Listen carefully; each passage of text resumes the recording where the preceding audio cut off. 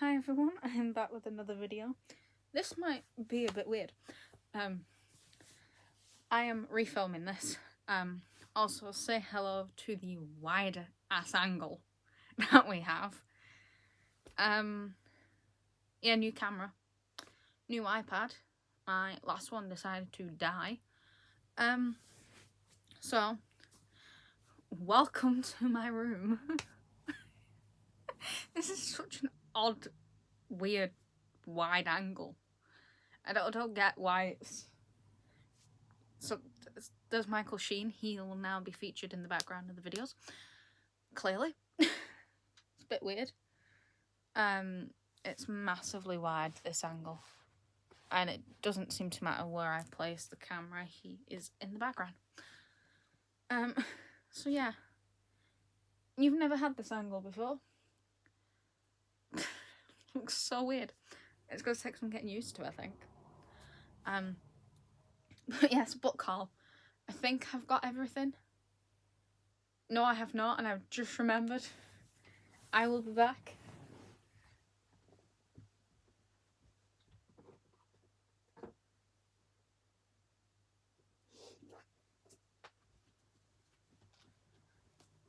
I have now got everything. Yeah, this is my second filming of this. So, yeah, this is gonna be different. My hair's gotten longer as well. I can't get over the angle. It's so weird. Anyway, Leave Me Behind by K.M. Morinova. I know the controversy over this author. To be honest, I don't care. Controversies authors. Colleen Hoover's the exception. I don't like her. I don't like what she did, but others, not so much.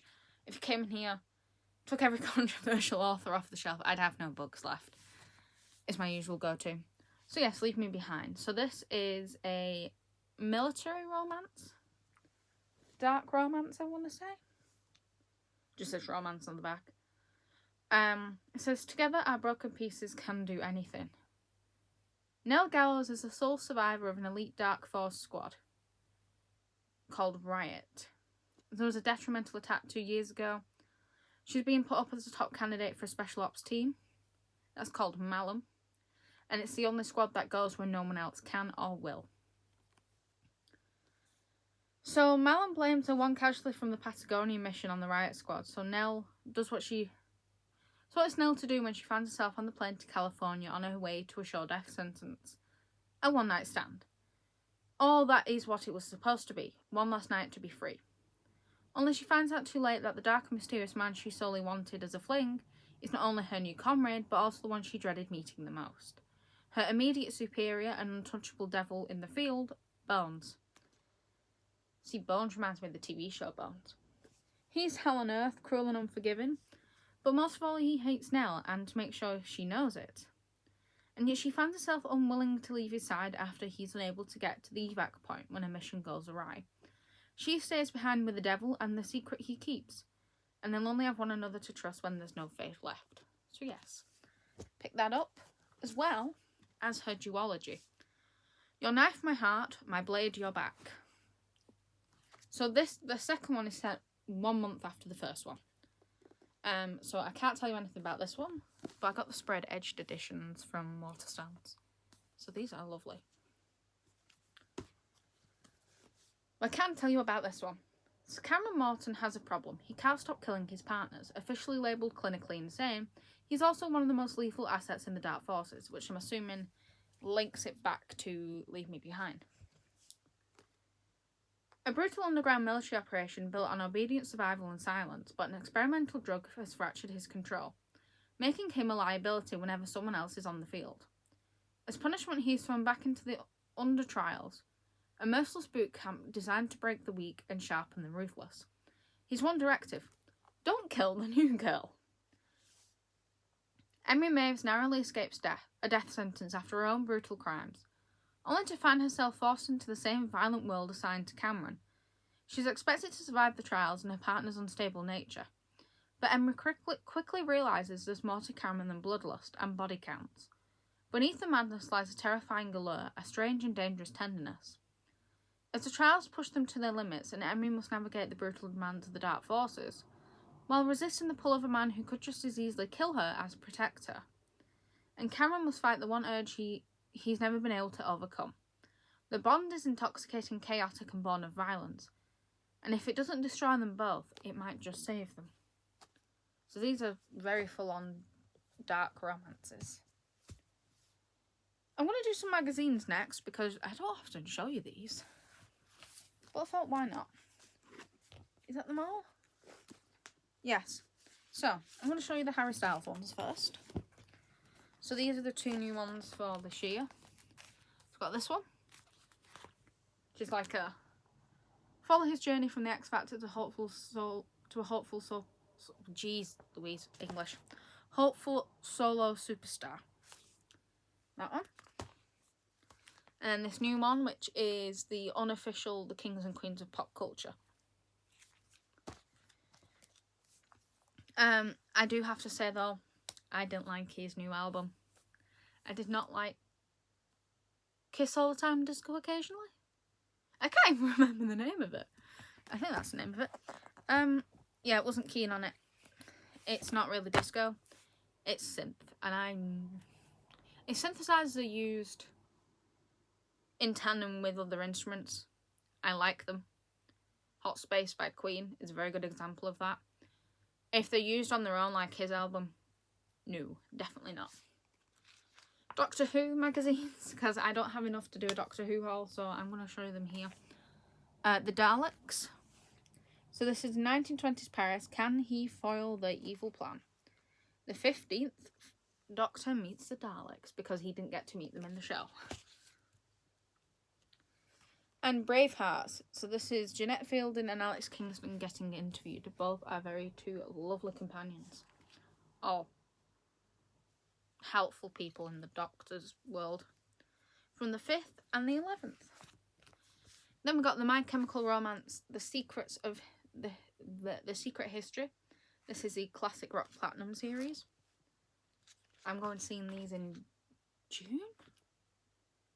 Is it June? Yes, I think it's June.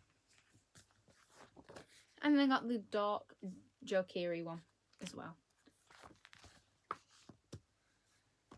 Then next is a Christmas book.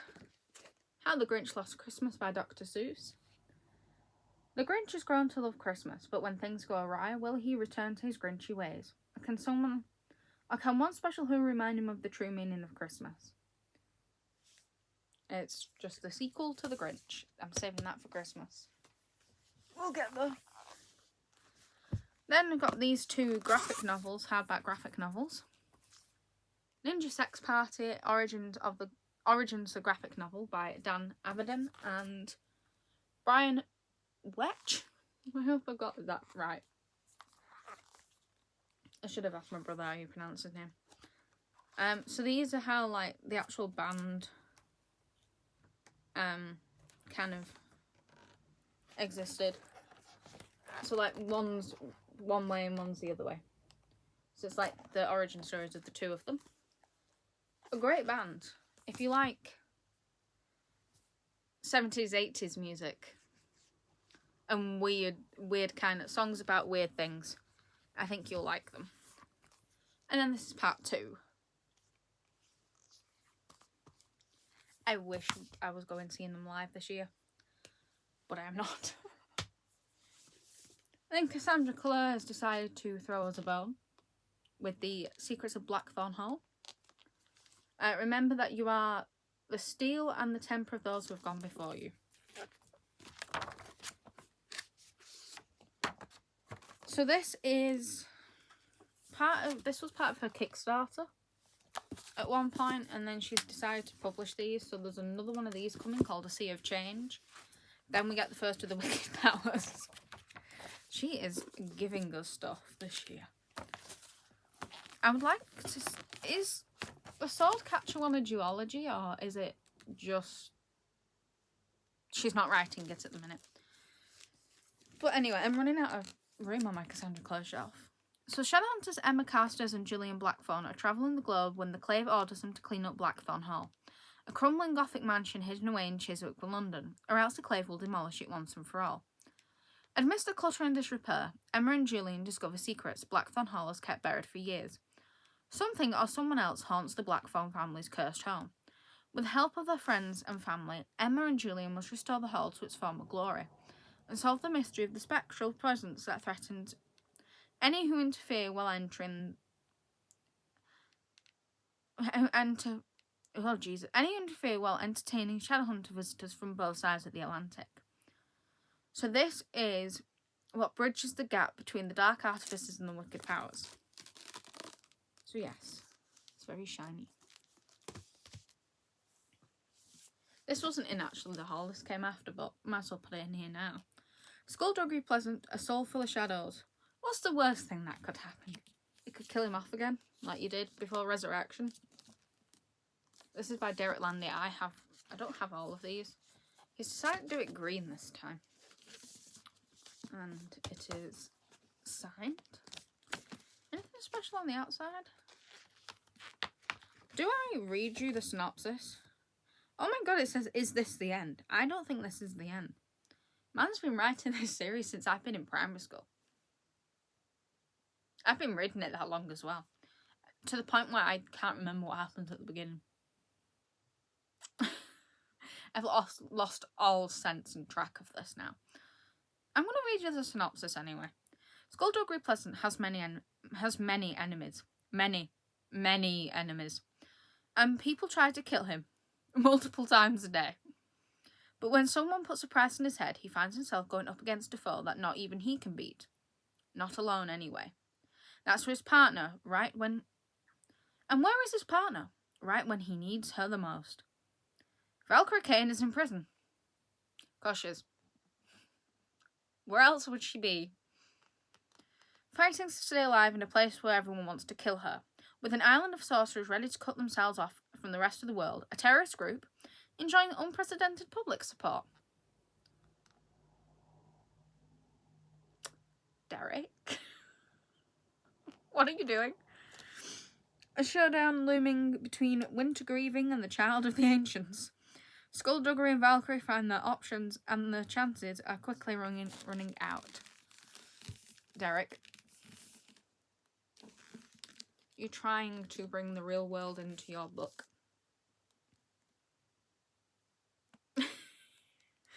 He does that a lot, actually. Resurrection was an impeccable comeback for Skullduggery.